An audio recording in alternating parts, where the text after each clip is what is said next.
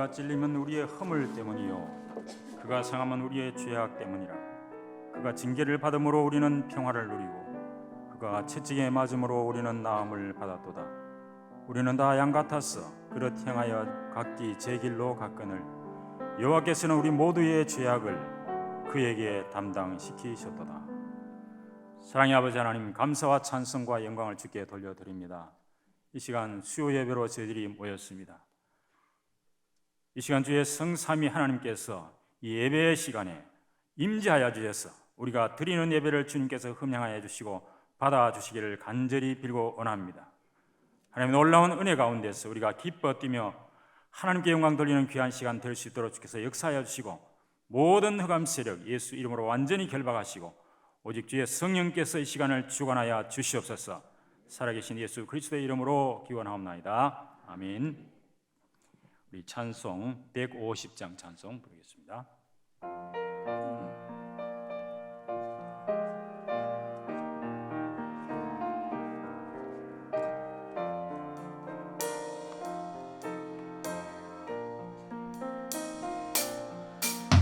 갈보리 산 위에 십자가 섰으니 주가 고난을 당한도다.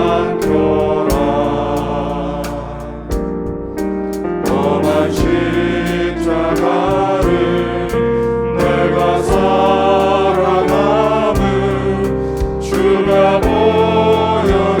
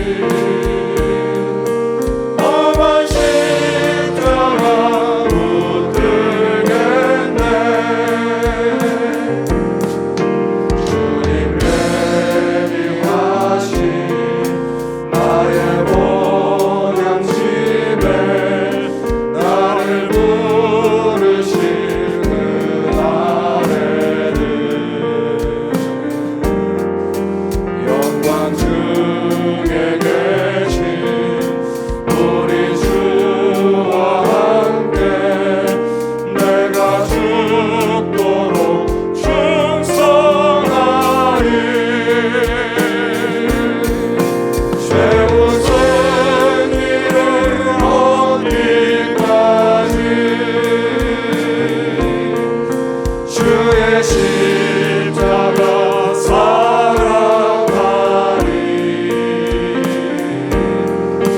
빛난 멸류관 받기까지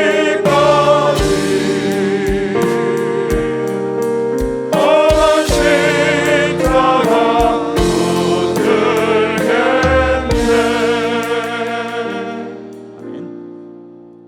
우리를 대표해서 김태성 권사님 기도하시겠습니다. 하나님 은혜에 감사합니다. 오늘 수요 예배로 하나님께 영광 돌리게 하심을 감사합니다. 237 나라 살릴 복음의 새틀과 새 옷을 입고 전도자의 삶을 살게 하옵소서. 237 시대의 하나교회 1만 성도의 축복을 누리게 하옵소서. 원로 목사님과 담임 목사님에게 성령의 충만함을 주셔서 1천만 제자를 세울 수 있도록 영육의 새 힘을 주옵소서. 부교육자님과 중직자들과 성도들이 상구삼의 기도로 70현장 70제자 70지교를 세우는 보좌하의 축복을 누리게 하옵소서. 방송 시스템 공사를 통해서 237 5층 종족을 살릴 수 있는 하나교회를 세워주심을 감사합니다. 하나 RUTC와 하나님 어린이집 통해서 복음의 후대가 세워지게 하옵소서. 영육간의 힘든 성도들이 오직 언약 잡고 믿음으로 승리하게 하옵소서. 강단에 세우신 목사님에게 성령의 충만함을 주셔서 모든 사람 모든 현장을 살리는 메시지가 선포되게 하옵소서. 성가대가 드리는 찬양을 통해서 하나님 영광 받아 주옵소서. 이 예배가 하나님께만 영광을 돌리는 예배가 되게 하옵소서. 예수 그리스도 이름으로 기도합니다. 아멘.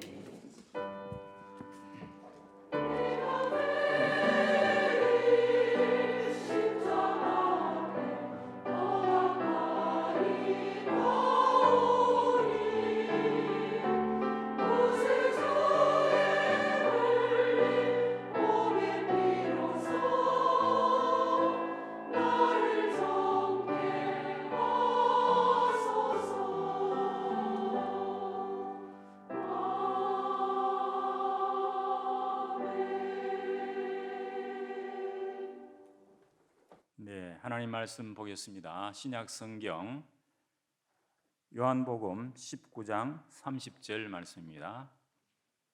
신약 성경 요한복음 19장 30절 말씀입니다. 네, 찾으셨으면 한 절 다 같이 합독하겠습니다. 시작. 예수께서 신 포도주를 받으신 후에 이르시되 다 이루었다 하시고 머리를 숙이니 영혼이 떠나가시니라. 아멘. 예, 오늘 처음 나오신 분 진심으로 환영합니다. 이번 주간은 고난 주간입니다. 세례식 및 부활 주일이 다음 주일에 있습니다. 예배 중에 부활 감사 헌금 있습니다. 하나 RUTC 예배가 다음 주일 오후 예배에 있습니다. 목사님 사역과 오력을 위해서 기도해 주시기 바랍니다. 이번 주에는 유럽 전도 집회 렘넌트 대회 4월 15일에서 16일 참석하시고 토요 핵심 훈련 4월 16일 토요일 참석하십니다. 세례 문답식이 이번 주 4월 16일 토요일 오후 7시에 본당에 있습니다. 해당되시는 분들은 다 나오시기 바랍니다. 남녀 전도회 원래회와 운영위원회가 다음 주일에 있습니다. 예배 중 마스크 착용, 기침 예절, 행동 수칙 지켜주시기 바랍니다. 훈련입니다. 다락방 인도자 학교가 4월 20일 수요일에서 5월 11일 수요일까지 매주 수요일 세미나실에서 있는데 주간은 오전 10시, 야간은 오후 8시 40분에 있고 인원이 20명으로 제한됩니다. 등록은 다음 주일까지 사무실로 신청하시면 되는데 회비는 2만 원입니다. 237 체가족 현장 사역자 훈련 4월 14일 목요일 온라인으로 있습니다. 당일 오전 9시 본당에 그 훈련비를 입금하신 분은 참석하실 수가 있겠습니다. 유럽 전도 집회 렘넌트 대회가 4월 15일 금요일부터 16일 토요일까지 온라인으로 진행됩니다. 토요 핵심 훈련이 이번 주 토요일 4월 16일 오전 9시 본당에서 있습니다. 237 화요 제자 훈련이 4월 26일 화요일 온라인으로 진행이 됩니다. 등록은 4월 20일까지 온라인으로 신청하시고 회비는 7만 원이 되겠습니다. 237 이방인의 뜰 프로젝트 한나라 품기 이번 주에는 캐나다 편이 방송되었습니다. 위에서 기도해 주시기 바랍니다. 교인 동정입니다. 이대교구 화원구역 손은상군 손성도 안수집사님, 박정희 A 권사님 장남인데요. 결혼식이 이번 주 토요일 4월 16일 오후 12시에 경산 아트리움 웨딩에서 있습니다. 교회에서는 오전 10시 50분에 출발합니다. 역시 결혼 광고입니다. 사대교구 북구구역 배은진군 박bun기 권사님 장남이 됩니다. 결혼식이 4월 16일 토요일 오전 11시 아현정에서 있습니다. 교회에서는 10시에 출발하겠습니다. 가셔서 많이 축하해 주시기 바랍니다. 우리 찬양대 찬양 하나님께 드리겠습니다.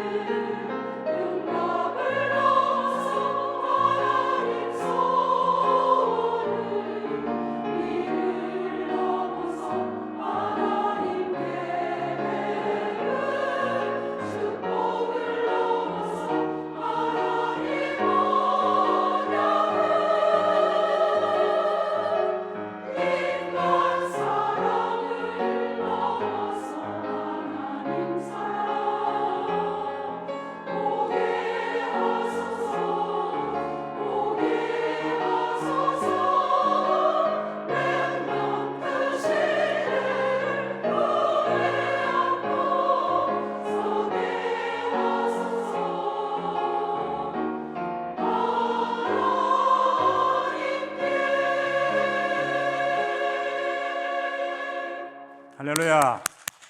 예. 은혜로운 찬양 감사합니다. 교회력에 따르면 이번 주간이 예수님께서 십자가에 달리신 그 고난 주간입니다. 예수님께서는 이번 주 금요일 오후 3시에 십자가에서 죽으시고 장사 지낸 바 되었다가 주일 새벽에 부활하셨습니다. 고난 주간에는 예수님의 십자가를 생각하게 됩니다. 사실 이 십자가는 흉악범을 사형시키는 로마의 사형 기구입니다. 거기에 며칠씩 매달아 놓으면 이 체중에 따라서 이게 몸이 처지고 살이 찌기고 피가 흐르고 또 이 태양빛 아래 목마르고 그렇게 무더위 속에서 목마름으로 며칠씩 이렇게 극심한 고통을 당하게 됩니다. 그러다가 나중에는 짐승이나 새의 밥이 되도록 그냥 내버려 둡니다. 이 로마 당국이 흉악범을 이렇게 처참하게 공개 처형을 함으로써 황제에 대한 어떤 도전 세력이나 혁명 세력을 막고 그 사회 치안을 도모하기 위한 그런 수단으로 이런 그 처형 방법을 사용한 겁니다. 그러므로 이 십자가는 당시에는 매우 끔찍한 죽음과 저주의 상징이 되었습니다. 그런데 예수님께서 그 십자가에 달려 죽으신 후에는 그 의미가 완전히 달라졌습니다. 이 십자가는 이제 구원의 상징이 되고 사랑과 용서와 화평의 상징이 되었습니다. 그래서 교회 첨탑 위에나 혹은 강단 벽에도 십자가를 세웁니다. 서울 남산 위에 그 야경을 바라보면 서울은 온통 붉은 십자가로 장관을 이룹니다. 세계 어느 나라에 가더라도 이런 서울처럼 붉은 십자가를 많이 볼 수 없다고 합니다. 예수 믿는 성도들은 믿음과 사랑의 표현으로 이 십자가 목걸이를 하지만 일반 사람들은 단순히 이 십자가를 앞귀를 쫓는 어떤 상징으로 생각하거나 또는 안전운전을 위해서 그 운전석 앞 백미러에다가 십자가를 걸어놓기도 하고 그렇습니다. 중세 시대의 그 로마 카톨릭 교회는 이 십자가 성호를 그리지 않는 사람에게는 이 철 십자가로 머리를 쪼아 죽이기도 하고 십자가를 앞세워서 개신교인들을 무참하게 박해를 했습니다. 이슬람 교도들에게 빼앗긴 그 예루살렘 성을 탈환하기 위해서 십자군 원정 전쟁을 치르는데 약 200년 동안 10번이나 이런 끔찍한 전쟁을 벌이기도 했습니다. 이처럼 십자가의 의미가 왜곡되게 사용되기도 했습니다. 그런데 예수 그리스도의 십자가 죽음과 부활이 없다면 온 인류는 구원받을 길이 없습니다. 그래서 오늘 이 본문을 중심으로 십자가의 참된 의미라고 하는 제목으로 예수 그리스도께서 달려 죽으신 이 십자가의 진정한 의미가 무엇인지 그래서 우리가 살펴보면서 하나님께서 우리에게 주시는 은혜를 함께 나누고자 합니다. 첫째, 십자가는 하나님 구원 계획을 성취한 증거입니다. 창세기 1장 27절 28절 우리가 잘 아는 말씀이죠. 하나님께서 우리 인류의 조상 아담 하와를 하나님께서 자기 형상대로 만드시고 그 다음에 그 하나님께서 만드신 그 만물을 다스리도록 그리고 영원히 하나님과 함께 교제하며 살도록 그렇게 행복한 존재로 우리 인간을 만드셨습니다. 그러나 창세기 3장에서 이 사탄의 유혹 때문에 이 아담 하와가 하나님 말씀 그 선악과를 따먹으면 반드시 죽는다고 하는 그 말씀보다는 그것을 따먹으면 하나님처럼 된다고 하는 그 말에 속아서 결국 범죄하게 되고 에덴에서 추방됩니다. 여기에서부터 우리 인간의 모든 문제가 시작됐다고 하는 것을 우리가 알 수 있습니다. 결국 에덴에 쫓겨나서 그 사탄과 죄의 종노로 타면서 고통 속에 살다가 영원한 지옥에 던져지는 그런 비참한 운명하에 놓이게 됐다고 하는 것을 우리는 말씀을 통해서 잘 알고 있습니다. 그러나 하나님께서는 이 범죄한 인간을 그냥 버려두시지 않고 인류 구원 계획을 세우셨습니다. 그것이 바로 창세기 3장 15절 언약의 말씀이죠. 우리 한번 영상 자막 말씀을 한번 같이 읽어보겠습니다. 시작. 내가 너로 여자와 원수가 되게 하고 내 후손도 여자의 후손과 원수가 되게 하리니 여자의 후손은 내 머리를 상하게 할 것이요 너는 그의 발꿈치를 상하게 할 것이니라 하시고 아멘. 이 말씀 우리가 잘 알고 있는 말씀인데 오늘 특별히 우리 함께 한번 읽어봤습니다. 이 처녀 마리아의 몸에서 성령으로 잉태될 여자의 후손 그 예수님께서 장차 이 땅에 오셔서 우리의 모든 죄를 대신해서 죽으시고 우리를 그 죄에서 구원하겠다고 하는 이 하나님의 복된 소식입니다. 그리고 이 십자가에서 사단의 모든 권세를 깨뜨리고 그 사단에서 우리를 해방시키겠다고 하는 이런, 그리고 우리에게 새 생명을 주겠다고 하는 이런 성부 하나님께서 우리 인간을 구원할 계획을 이렇게 세우신 겁니다. 그래서 구약 성경은 오실 메시아 예수 그리스도를 통한 인류 구원 계획을 계속해서 예언하거나 예표하고 있습니다. 창세기 3장 21절에 그 벌거벗은 몸으로 있던 그 아담 하와에게 가죽옷을 지어 입혔다든지, 창세기 6장의 노아 방주 사건이나 출애굽기 12장의 10가지 재앙 중에 마지막 재앙이었던 그 유월절 사건, 유월절 어린 양을 잡아서 그 피를 문설주에 바르는 그런 사건들, 레위기의 제사제도, 민수기 21장에 하나님을 원망하고 불평하던 이스라엘 백성들이 불뱀에 물려 죽어갈 때 모세가 놋뱀을 높이 들어서 이 놋뱀을 바라보는 자마다 다 살아난다고 하는 그러한 부분들은 다 앞으로 오실 예수 그리스도를 상징한 그런 예표들입니다.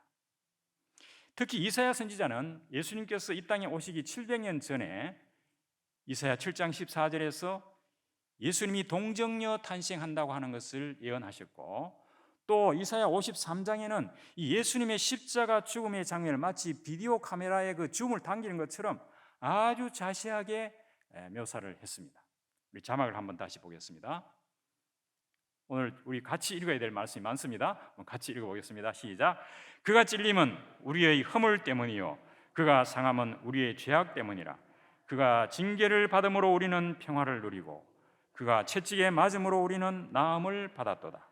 우리는 다 양 같아서 그릇 행하여 각기 제 길로 갔거늘 여호와께서는 우리 모두의 죄악을 그에게 담당시키셨도다. 아멘.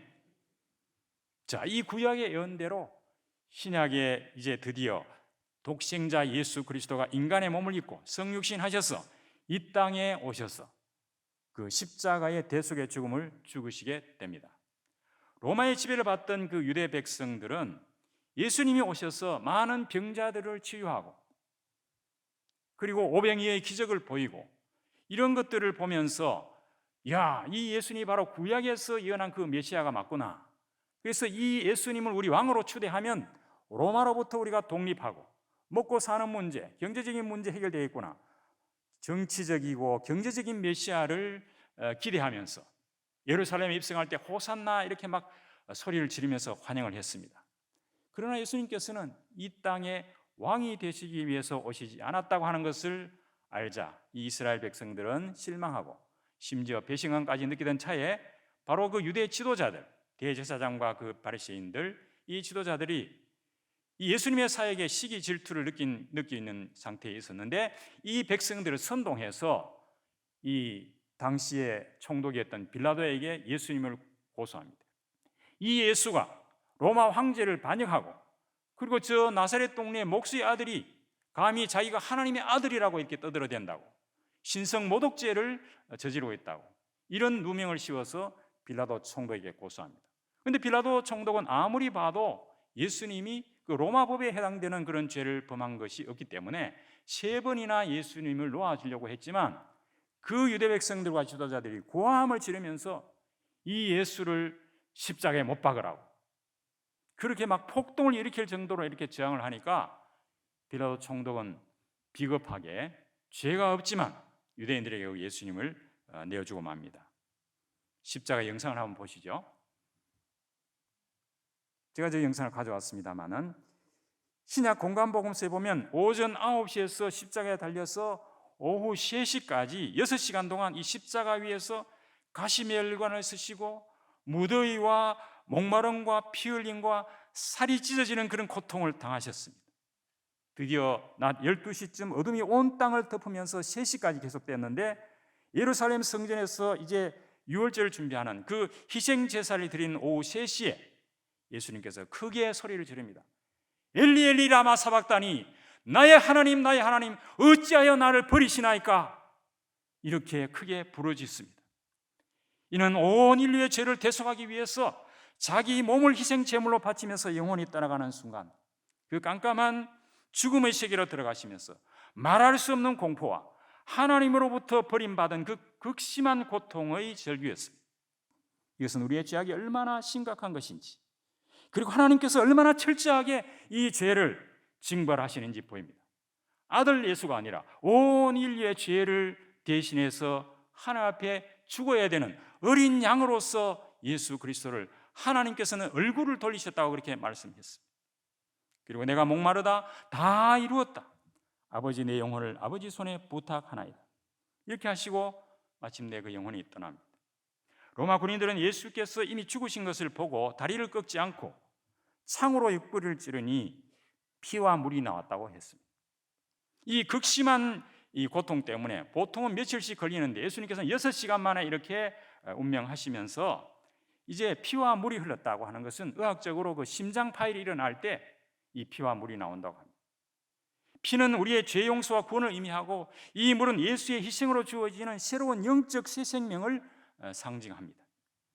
예수님께서 십자가의 마지막으로 다 이루었다고 말씀한 것은 바로 앞에서 우리가 읽었던 창세기 3장 15절의 그 인류 구원 계획을 예수 십자가에서 이제 완전히 성취하셨다고 하는 그런 선포이죠.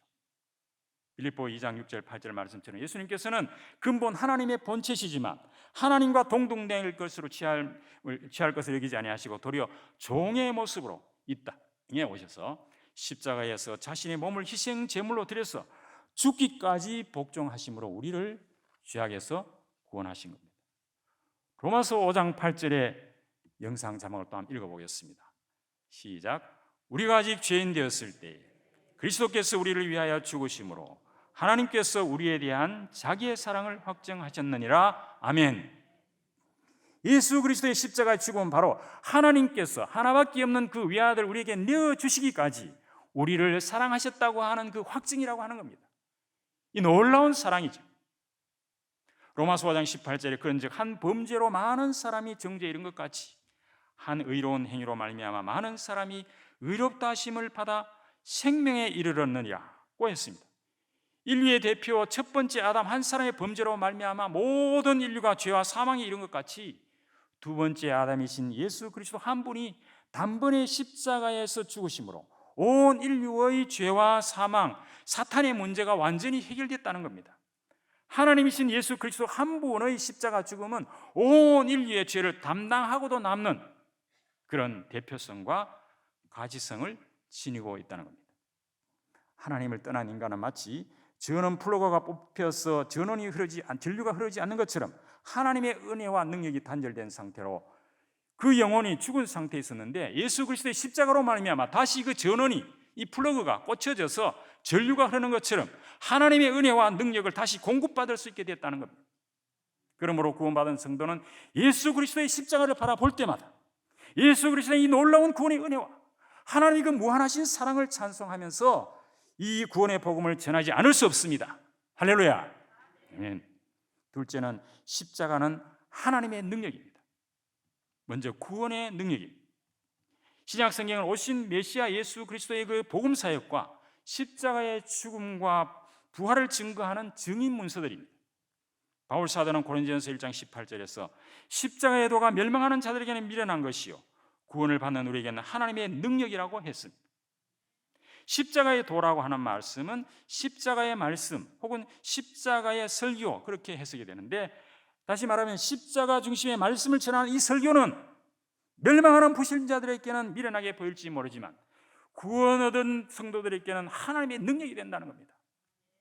고린도전서 1장 22절 24절에 보면 유대인은 표적을 구하고 헬라인은 지혜를 찾으나 우리는 십자가에 못 박힌 예수 그리스도를 전하니 유대인에게는 거리끼는 것이요 이방인에게는 미련한 것이로되 오직 부르심을 받은 자들에게는 유대인이나 헬라인이나 그리스도는 하나님의 능력이요 하나님의 지혜니라 그렇게 말씀했습니다.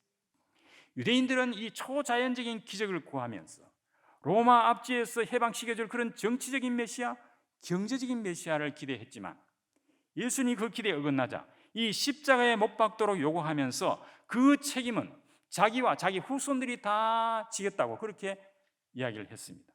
그 말대로 주 70년 로마군이 예루살렘 성을 완전히 함락한 후에 2000년 동안 온 세계에 흩어져서 디아스포라 그렇게 고통을 당하다가 1948년 시오니즘 운동으로 다시 자기의 고국으로 돌아왔습니다마는, 그렇기 때문에 이 십자가를 볼 때마다 죄책감을 느낄 수밖에 없는 그 거리끼는 장애물이 된 겁니다, 십자가가.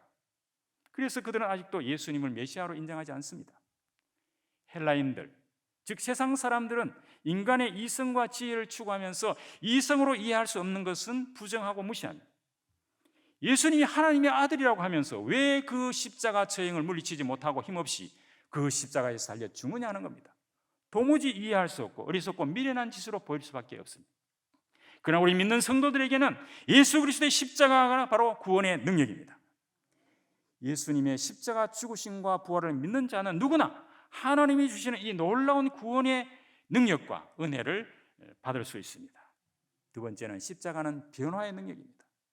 바울은 다메섹에서 부활하신 예수님을 만나서 회심한 이후에 그는 오직 이 십자가 복음만을 증거하기 위해서 순교하기까지 그 일생을 바쳤습니다. 바울은 고린도전서 2장 2절에 예수 그리스도와 그의 십자가에 못 박힌 것 외에는 아무것도 알지 아니하기로 작정했다고 했습니다. 바울은 유명한 그 고백이 있죠. 갈라디아 2장 20절 말씀 우리 다 한번 읽어보겠습니다. 시작. 내가 그리스도와 함께 십자가에 못 박혔나니 그런즉 이제는 내가 사는 것이 아니요 오직 내 안에 그리스도께서 사시는 것이라. 이제 내가 육체 가운데 사는 것은 나를 사랑하사 나를 위하여 자기 자신을 버리신 하나님의 아들을 믿는 믿음 안에서 사는 것이라. 아멘, 할렐루야. 그렇습니다. 우리도 바로 이 바울의 고백처럼 이 사도 바울은 일찍 당대의 최고 학자였던 그 가마리엘 문화에서 공부를 했습니다. 그리고 율법을 철저하게 지켰고 로마 시민권이 있는 그 당시의 최고의 엘리트였습니다. 하나님과 율법에 대한 열심이 대단해서 예수가 하나님을 모욕했다고 확신하고 그를 믿는 자들을 핍박하는 데 앞장섰습니다. 그래서 다메섹으로 가서 예수 믿는 자들을 모조리 잡아오기 위해서 가다가 그 다메섹 도상에서 부활하신 예수 그리스도를 만나게 됩니다. 그 부활하신 예수 그리스도, 십자가에 못 박히고 부활하신 그 예수 그리스도를 만난 후에 이 바울은 완전히 그 인생이 180도 바뀌어버립니다. 율법에 매여 살았던 옛 생활을 이 아까 갈라디아 2장 20절처럼 십자가에 못 박고 이제 나는 거기서 죽고 예수 그리스도가 내 속에 산다. 나는 예수 그리스도 그분을 나의 구세주로, 나의 주인으로, 인생의 주인으로 삼고 이제 믿음으로 산다. 이렇게 고백하면서 이방인의 사도가 되어서 오직 십자가 복음만을 전하다가 온갖 고난, 고린도전서에 보면 그 고난이 아주 극심했습니다. 그러나 오히려 기뻐한다고 했습니다. 그래서 이 십자가가 바울의 인생을 완전히 변화시킨 겁니다. 사도 베드로도 마찬가지입니다. 예수님께서 잡혀서 대제사장 가야바의 집에 신문 받을 때 베드로가 멀찌감치 가봤습니다. 근데 그 조그만한 계집아이가 이 사람이 예수의 제자라고 말하니까 죽음이 두려워가지고 아주 완강하게 3번이나 예수님을 부인했던 그 베드로였습니다. 그러나 예수님의 십자가와 부활을 목격한 후에는 이 베드로도 180도 변화됩니다. 사도행전 4장 12절에 다른 이로서는 구원을 받을 수 없나니 천하 사람 중에 구원을 받을 만한 다른 이름을 우리에게 주신 적이 없다. 이렇게 말하면서 예수 이름을 말하지 못하게 하는 그 공회원들에게 하나님 앞에서 내가 너희 말을 듣는 것이 하나님 말씀을 듣는 것보다 옳은가 판단하라. 이렇게 오히려 호통을 칩니다. 이처럼 예수의 십자가는 우리 인생의 목표와 방향을 완전히 변화시키는 변화의 능력입니다. 바울과 베드로뿐만 아니라 예수 십자가를 믿고 의지하는 모든 성도들도 주일 우리 강단 말씀처럼 옛 습관과 체질을 다 버리고 십자가 복음의 새 틀과 새 옷을 입고 변화된 삶을 누리게 되는 겁니다. 할렐루야. 세 번째는 십자가는 승리의 능력입니다. 예수 십자가가 죄와 사망과 사탄의 권세를 깨뜨린 그 하나님의 능력을 나타내는 증거가 되었습니다. 창세기 3장 15절 말씀대로 십자가에서 예수님께서 그 사탄의 머리, 즉 사탄의 권세를 완전히 깨뜨리셨습니다. 요한일서 3장 8절에 있는 말씀처럼 하나님 아들이 나타나신 것은 마귀의 일, 즉 마귀의 권세를 멸하기 위한 것이라고 말하고 있습니다. 이처럼 십자가에서 예수 그리스도가 모든 인류의 죄에서 우리를 구원하고 사망과 재앙의 사탄의 권세를 멸하신 그 전능하신 하나님의 능력에 대한 기적이고 세상 지혜로는 도저히 이해할 수 없는 놀라운 지혜입니다. 예수 십자가는 저주와 재앙과 죽음을 가져다 주는 이 사탄의 권세를 꺾고 승리하는 삶의 능력이 된 겁니다. 할렐루야. 마지막으로 십자가는 용서와 화해와 사랑의 모델이 됩니다. 예수님께서 십자가에서 돌아가셨을 때 그 지성소와 성소 사이의 휘장이 위에서부터 아래로 찢어졌다고 했습니다. 이 지성소는 대제사장이 1년에 한 번씩만 들어갈 수 있는 곳입니다. 그러나 이제는 이 휘장이 찢어졌기 때문에 누구든지 은혜의 보좌 앞에 담대히 나가서 아빠, 아버지라고 그 하나님을 직접 만날 수 있게 된 겁니다. 죄로 인해 하나님과 원수되었던 우리가 예수 그리스도로 말미암아 다시 하나님을 만나는 그런 용서함 받고 화목하게 된 것입니다. 누가복음 23장 34절에 보면 예수님께서 십자가에 달리시면서도 아버지 저들을 사하여 주옵소서, 자기들이 하는 것을 알지 못합니다 라고 하시면서 자기를 십자가에 못 박게 한 그들을 용서해 달라고 오히려 하나님께 중보 기도하는 모습이 나옵니다. 누가복음 23장 43절에도 십자가 좌우편에 달린 강도들 중에 한 사람이 늦었지만 예수님 나를 구원해 달라고 그렇게 부탁했을 때 주님께서는 즉석에서 내가 진실로 진실로 내게 이르노니 오늘 내가 나와 함께 낙원에 있으리라 또 말씀하시면서 그를 그 자리에서 용서하시고 구원하셨습니다. 예수님 자신이 중보자로서 하나님의 아들로서 바로 이 용서의 모델이 되신 겁니다. 예수님께서는 공생의 기간 동안에 제자들에게 용서에 대해서 가르치셨습니다. 베드로가 예수님께 이런 제안을 합니다.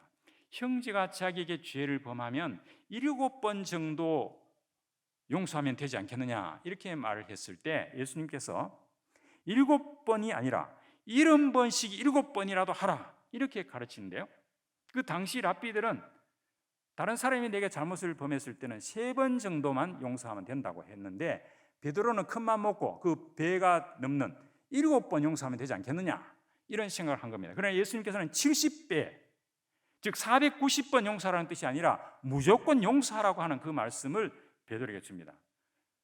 그래서 예수님께서는 용서하면 용서받는다고 가르쳤는데 마태복음 6장 12절 우리가 주기도에서도 우리가 우리에게 죄 지은 자를 사하여 준 것 같이 우리 죄를 사하여 주옵시고 이렇게 가르쳤습니다. 그리고 14절 15절에 보면 너희가 사람의 잘못을 용서하면 너희 하늘의 아버지께서도 너희 잘못을 용서하시려니와 너희가 사람의 잘못을 용서하지 아니하면 너희 아버지께서도 너희 잘못을 용서하지 아니하시리라 이렇게 말씀하시면서 예를 듭니다. 한 주인이 1만 달란트 빚진 자를 데려와서 빚을 갚으라고 하니까 좀 참아달라고 제발 좀 참아달라고 그렇게 이야기를 합니다. 그래서 이 주인이 불쌍해서 그 1만 달란트를 모두 탕감해 줍니다.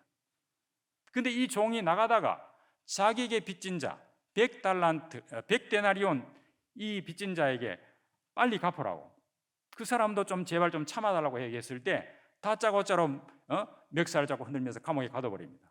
이 소식을 알던 이 주인이 다시 불러가지고 이 악한 종을 다시 옥에 가두게 됩니다. 자, 이 예화를 보면 이 사실 지금 시세로 말하면 이 1만 달란트라고 하는 것은 6조 원 정도 됩니다. 그리고 100데나리온이라고 하는 것은 100일의 그 임금에 해당이 되니까 한 1,000만 원 정도 됩니다. 다시 말하면 6조 원의 그 빚을 탕감받은 자가 자기에게 1,000만 원 그 빚진 자를 이렇게 옥에 가뒀다고 하는 것은 사실 말이 되지 않는 거죠. 그래서 이 결론에서 예수님은 이렇게 말합니다. 너희가 각각 마음으로부터 형제를 용서하지 아니하면 나의 하늘 아버지께서도 너희에게 이와 같이 하시리라 꼭 경고했습니다. 이처럼 예수님께서는 3년 공생의 동안 제자들에게 하나님의 사랑으로 원수를 사랑하고 용서할 것을 강조하셨습니다. 용서는 바로 하나님의 사랑을 구체적으로 실천하는 믿음의 행동입니다. 내가 하나님의 사랑으로 용서할 때 그 가해자도 변화될 수 있다는 겁니다. 우리는 인간관계 속에서 많은 갈등 속에 살아갑니다. 이 상대방의 불쾌한 언행이라든지 나를 무시하는 말이라든지 괴롭히는 것 혹은 이해관계 충돌이라든지 또는 폭행을 하거나 압박을 하거나 폭행하는 이런 등등으로 우리가 이렇게 갈등이 일어나면 그 결과 우리는 어떻습니까? 스트레스를 받고 마음의 상처를 입고 분노와 미움 심지어는 증오와 원한까지 마음에 품게 되면 결국 그것은 내 자신의 건강을 손상하는 지경에 이릅니다. 이러한 갈등 상황에서 내가 피해자일 때 가해자를 용서한다고 하는 것은 참으로 어려운 일입니다. 제가 중학교 1학년 때 입주 과외를 했는데요, 그 집 아주머니가 어느 날 갑자기 그 다락에 올려놨던 금은 폐물이 없어졌다고 저를 도둑으로 몰아가지고 학교에 갔다 오니까 뭐 집에 대나무를 막 흔들고 굿을 하더라고요. 그러다가 대신 파출소에 가가지고 그 형사한테 제가 취조를 받으면서 바른 말 해라고. 저는 예수 믿기 때문에 거짓말 안 한다고. 무슨 이야기냐? 빗대기를 때리면서. 그래도 제가 어떻게 할 수가 없지 않습니까? 심지어는 그 형사를 보내가지고 우리 고향의 그 장롱을 전부 뒤지고 이런 일이 있었습니다. 알고 보니까 나중에 그 가정부가 그런 이 일을 저질렀다고 하는 것을 뒤늦게 알게 됐습니다. 그런데 그 주인은 저에게 아무런 사과도 하지 않았습니다. 이 중학교 1학년짜리가 그때 정말 그 상처가 깊었습니다. 지금 생각해도 좀 끔찍하다는 생각이 듭니다만은. 근데 우리 집에 가치니 이제 밝혀졌으니까 됐다. 사과 안 해도 괜찮으니까 공부나 열심히 해라. 뭐 이런 이야기를 제가 들었습니다만은. 근데 그 가해자를 용서하지 않으면 이 피해자인 내 자신이 먼저 정신적, 육체적인 그런 손상을 입을 수가 있습니다. 용서는 가해자가 받아들이지 않더라도 피해자인 내가 일방적으로 용기를 내서 결단하면 가능한 것이 용서입니다. 이 용서화해라는 책을 쓴 미국 임상심리학자인 이 웨딩턴 박사는 자기 어머니를 살해한 이 살인강도 청소년 2명을 도저히 용서할 수 없어가지고 수년 동안 고뇌하던 끝에 용서하기로 결정했는데 그것을 실천할 수 있었던 것은 신앙의 힘이었다고 그렇게 고백을 했습니다.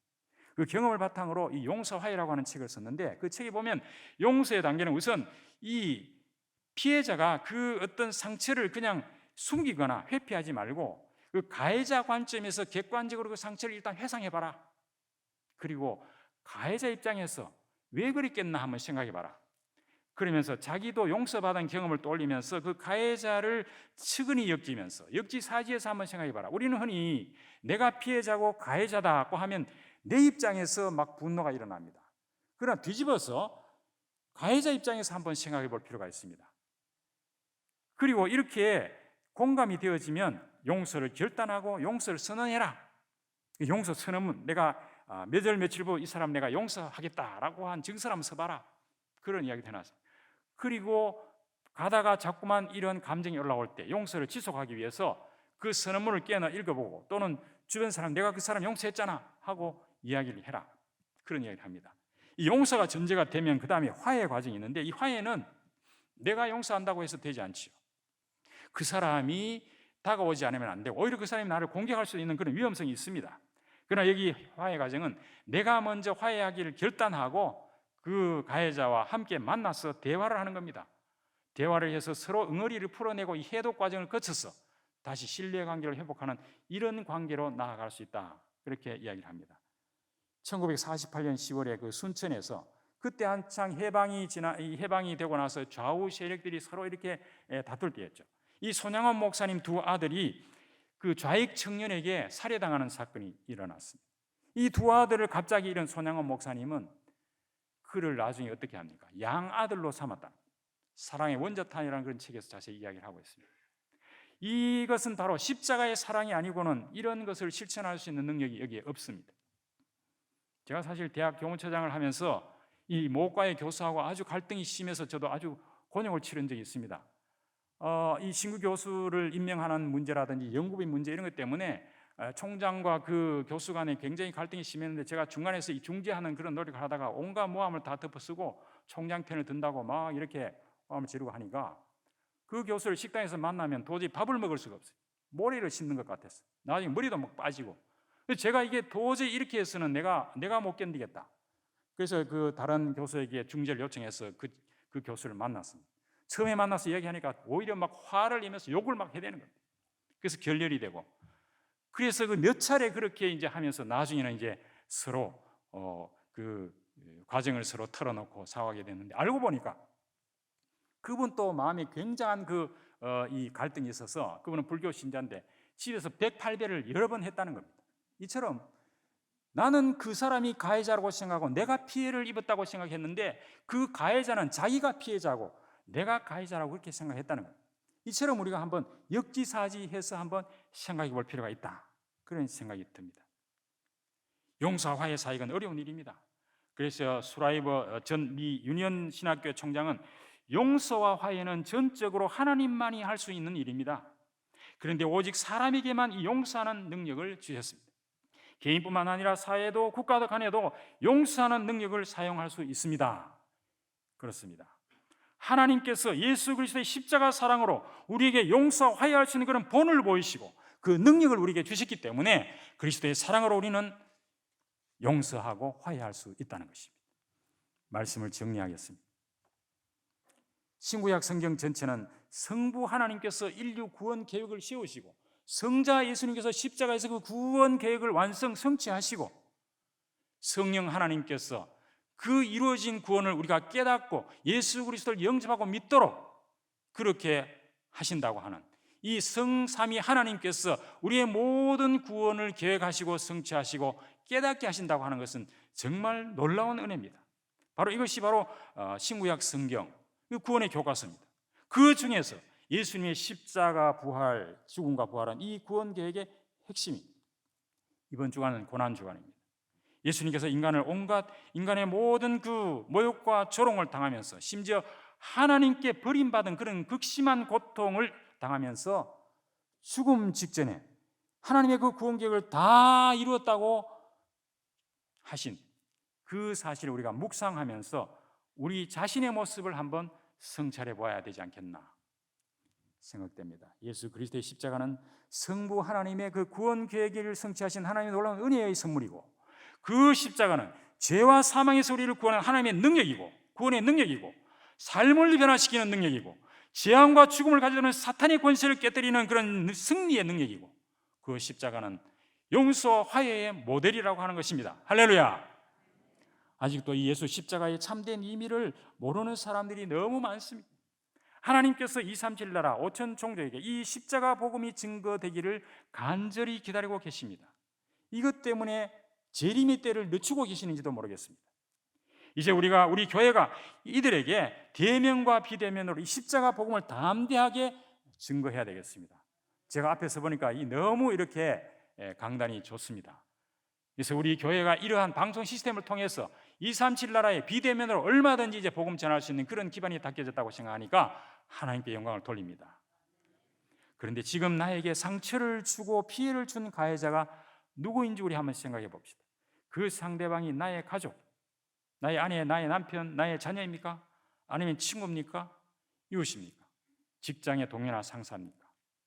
아니면 혹은 내가 그들에게 가해자가 되지는 않았습니까? 그렇다면 주님의 십자가를 생각하면서 그 상대방 입장에서 역지사지하면서 생각해보고 그리스도의 사랑으로 용서하고 사과하고 화해의 손을 먼저 내밀어 보면 어떻겠습니까? 어떤 사람은 죽음 직전에 이르러서야 이 용서 화해를 하거나 끝내 화해를 하지 못하고 임종을 맞는 사람들이 많습니다. 아직 내가 용서하고 화해하지 못한 그런 상대방이 있다고 하면 지금 이 시간 용서와 화해의 결단을 하시기를 간절히 소망합니다. 용서와 화해는 십자가의 사랑을 구체적으로 실천하는 믿음의 행동입니다. 그 능력을 우리에게 주셨습니다. 예수 십자가 보혈로 죄와 죽음의 사탄의 권세에서 우리를 해방받았고 영원한 구원과 능력과 용서, 화해의 축복을 다 받았기 때문에 이 놀라운 예수 그리스도의 십자가 은혜를 감사하면서 237 나라 5천 종족에게 이 십자가 복음을 전하며 믿음의 후대와 미래를 준비하는 모든 전도 제자들이 되시기를 주님의 이름으로 간절히 축원합니다. 기도하겠습니다. 하나님 아버지 감사합니다. 고난 주간을 맞아서 예수 그리스도의 십자가를 저희들이 한번 다시 생각해 봤습니다. 우리 위해서 온갖 모욕과 고통을 다 당하시며 하나님께로부터 버림받아 죽음에 이르기까지 우리를 사랑하신 그 그리스도의 십자가를 생각하며 아버지 하나님 이 구원의 능력을 우리가 다 누리게 하여 주시니 감사합니다. 변화할 수 있는 능력을 주시니 감사합니다. 승리할 수 있는 능력을 주시니 감사합니다. 이 그리스도의 십자가를 본받아서 우리도 이제 용서하고 화해하는 저희들이 될 수 있도록 이 사랑을 실천하는 저희들이 될 수 있도록 그리고 237 나라 5천 종에게 이 복음의 말씀을 전하는 저희들이 될 수 있도록 주께서 축복하여 주시옵소서. 살아계신 예수 그리스도의 이름으로 기도하옵나이다. 아멘. 예, 찬송가 461장입니다. 461장.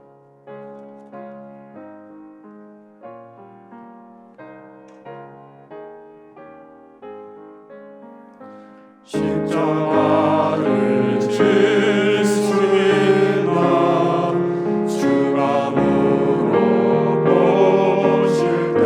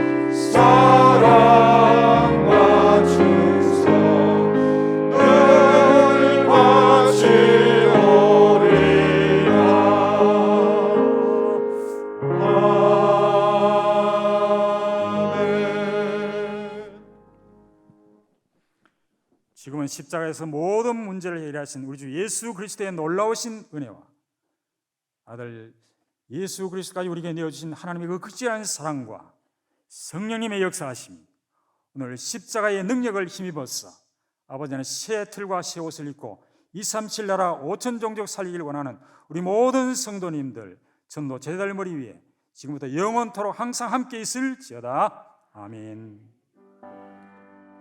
주의